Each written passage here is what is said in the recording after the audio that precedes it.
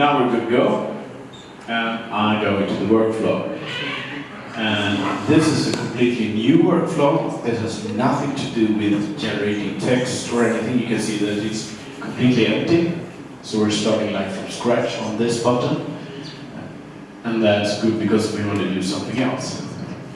And when I click the plus button to be able to add an action, hey, what we're going to do, instead of typing completion or symbol as we used earlier, I instead just type image, because I know that the action I want is called image something. And in the list I get the one I want, which I'll show you that. Sorry, it's a bit fast, so I'll do it again. Oh, now I'm typing doll instead. So I choose this, create image, which is what the plugin does. It serves up ready-to-made functions. You want a text, use this. We prepared it so it's easy. You want to make it image. Okay, we prepared this so it's easy. Everything is tailored to different things. So this is what the plugin does for us, making things simple. So I click that, and I get the action, and I get the settings.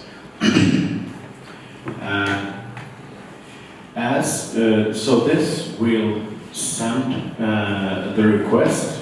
You remember? Let me find it. We of course also need to get the result and store that in a box. You remember the box, the state, otherwise the app knows nothing. It's just shouting. We also need to listen to something and store it somewhere. So let's do that. And the way to do that is, wrong one, is in the same way. I click plus again, because this is an action I want my app to take. After sending, I want my app to listen and store this for me. So I will set a state. And if you remember, I will show you that the state was a box where we're going to store stuff, and the state is linked to an element or through the page, and it should have a good name so we can find it again. So doing that, I will put my page is called track. Probably your page is called image. Index. So you can choose index as the page name, and as you see, then it finds the result from OpenAI, the text state that we created earlier. But we don't want to use that because we are getting an image instead. So therefore, I'm creating a new one, and I will call that image from AI.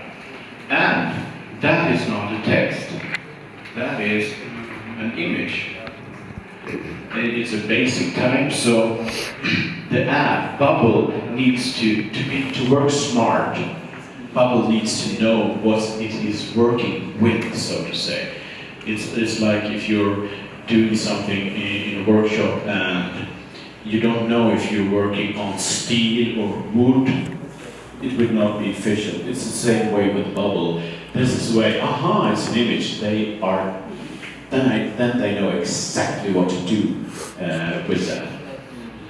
So I click image, and then I create the state. And so if we compare that to our earlier, where the text button, when we made the text call, it's the same way. But we now created a new one instead. Yeah. Did you highlight the multiple? Alright, so what we do then is exactly as we did when we got the text back, but now we want to say result of step 1, and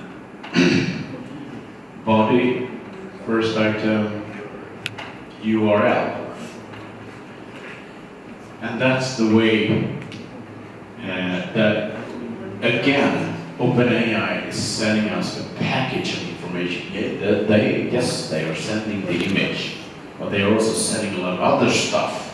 So in that haystack of stuff, we need to say that we want the result of step one, which is asking for it, asking OpenAI, and then we want it's stored inside what's called the body, and the body can contain a lot of stuff, but we want the first item and then the URL.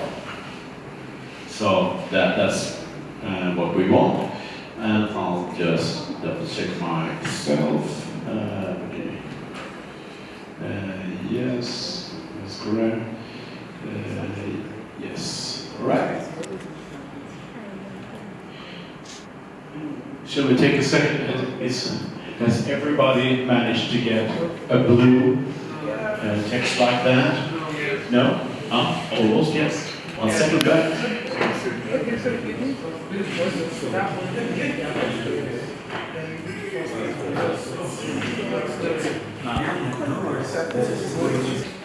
If you remember when we grabbed the resulting text from OpenAI from the box, we put that in a text field, a text element like this. We will now do the same. So if I take the image, instead I can upload a static image. Of course, everything is possible, but we want something dynamic. We want to tell Bubble, look in a box, and whatever you find there, just grab it. All right. So, and you recognize the blue button. So, of course, press the blue button, which starts off the expression builder and with a lot of stuff. And since you are probably storing things on index, you will type index here. I'm typing track to find my box. And let me show you again. I have this generated image box, which is, my element is the page. It's called track, so that's where it is, the box. But in your case, it's index. So when you find that, click that, and you add that, and click outside, and we have a blue expression. And this tells this image container, image element, to say, all right, whenever, at all times in your life, always display what's in that box. So if that is changed, display something else. Always display that. Exactly in the same way as we did with the text thing earlier. So I'll let you do that and walk around and help you. Is it working? It is working. You're ahead of me. I'll see if mine is working. A little bit embarrassing. Yours are working and mine are not. And I'll do my favorite thing, Surfer.